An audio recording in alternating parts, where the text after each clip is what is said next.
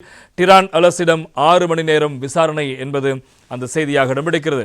Matara Weligama police பிரிவுக்குட்பட்ட W15 hotel மீது துப்பாக்கிச் சூட்டு சம்பவம் தொடர்பாகவும் அதை மையப்படுத்தி போலீஸ் மா அதிபர் தேசபந்துவை கைது செய்ய முயன்ற போது அவருக்கு பாதுகாப்பு அளித்ததாக எழுந்துள்ள சந்தேகம் தொடர்பிலும் முன்னாள் பொதுமக்கள் பாதுகாப்பு அமைச்சர் டிரான் அலஸ் சிஐடி நேற்றைய தினம் அழைத்து அது தொடர்பான சிறப்பு விசாரணைகளை முன்னெடுத்திருக்கிறது என்பது முக்கியமான செய்தி.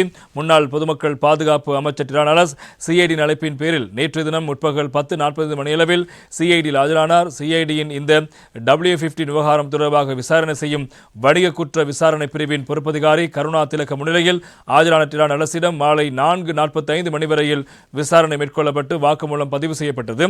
அதன் பின்னர் டிரான் அலஸ் சிஐடியிலிருந்து வெளியேறி சென்றார். போலீஸ் மாதிபர் தேசபந்து தென்னக்கோன், கொழும்பு குற்றத்தடுப்பு பிரிவின் பொறுப்பதிகாரி உள்ளிட்ட 8 பேரை கைது செய்து நீதிமன்றில் ஆஜர்படுத்துமாறு மாத்தறை நீதிமன்றம் சிஐடி கடந்த பிப்ரவரி மாதம் 27ஆம் தேதி உத்தரவிட்டிருந்தது.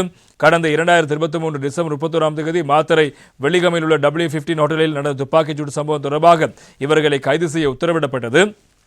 மாத்திர நீதவான் அருண இந்திரஜித் புதுதாச இதற்கான உத்தரவை பிறப்பித்திருந்தார். இதனையடுத்து 20 நாட்கள் மறைந்திருந்த போலீஸ் மாதிபர் தேசபந்து தென்னக்கோன் தாக்கல் செய்த ரிட் மனு நிராகரிக்கப்பட்டதை தொடர்ந்து நீதிமன்றில் சரணடைந்தார். ஏனைய 7 பேரில் கொழும்பு குற்றத்தடுப்பு பிரிவின் முன்னாள் பொறுப்பதிகாரி உள்ளிட்ட 6 பேர் பின்னர் சரணடைந்தார்கள்.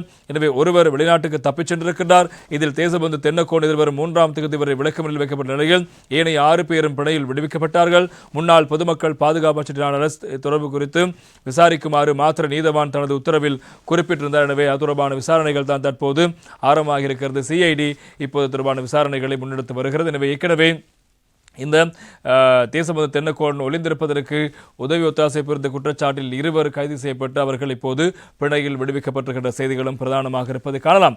இதேபோல ஹிருணிகா பிரேமச்சந்திர முன்னாள் பாராளுமன்ற உறுப்பினர் அவர்கள் தெரிவித்த ஒரு கருத்து இன்றைய வீரகேசரி பத்திரிகையில் தலைப்பிடப்படுகிறது. முடிந்தால் டிரானை கைது செய்யுங்கள், அரசாங்கத்துக்கு ஹிருணிகா சவால் என்பதாக அந்த செய்தி இடம்பெறுகிறது.